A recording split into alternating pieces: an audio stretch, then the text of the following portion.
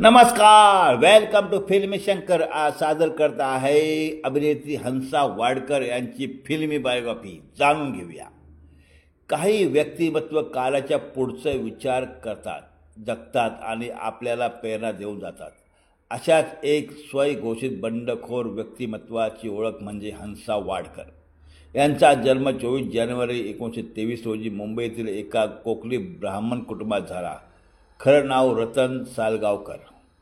त्यांच्या नावाने आणि व्यक्तिमत्वाने मराठी चित्रपटसृष्टीसह भारतीय चित्रपटसृष्टीत एक नवीन पर्व सुरुवात झाली. हंसा वाडकर यांनी केवळ अभिनयच नाही तर स्त्रीचं स्वतंत्र व्यक्तिमत्व जगासमोर ठामपणे मांडलं. चंद्र पाहे 1934 साली या चित्रपटात त्यांनी बाल कलाकार म्हणून पदार्पण केले आणि प्रेमा काही चोखदाना, लोकशाही, राम जोशी यासारख्या चित्रपटामुळे त्यांची कीर्ती मोठी झाली. त्यांच्या मंगळसूत्र चित्रपटाने त्यांना अमेर केलं. आपल्या जीवनातील कठीण आणि वादग्रस्त प्रसंगानेही त्यांनी साहित्याच्या रूपात अजरामर केलं. सांगते ऐका हे आत्मचरित्र त्यांच्या व्यक्तिमत्व आयुष्यातील चढ उताराने भरलेलं असून तत्कालीन समाज व्यवस्थेला उघड पाडणारं ठरलं.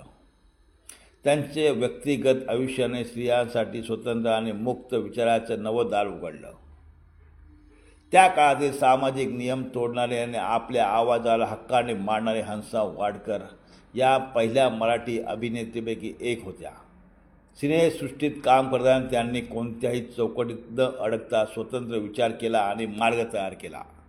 हंसा वाडकर यांच्या अभिनय, लेखन आणि धाडसी जीवनाचं स्मरण करीत महाराष्ट्र या असामान्य स्त्रीला अभिवादन. तुम्ही दिलेली प्रेरणा आजही समाजाला नव्या वाटा दाखवत आहे.